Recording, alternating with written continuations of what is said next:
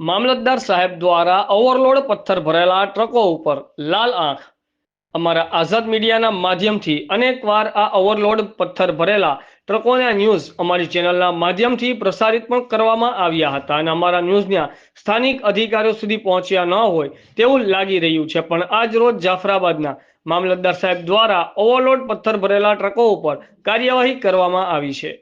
જાફરાબાદથી Rajula highway ઉપર મિતિયાળા ચોકડી પાસે મહાકાય પથ્થર ભરેલા 5 ટ્રકોને રોકીને એમના કાગળો ચેક કરતા ઓવરલોડ હોવાનું જાણવા મળ્યું હતું અને માનવ જીવન જોખમાય એ રીતે ટ્રકોમાં પથ્થર ભરેલા જોવા મળ્યા હતા।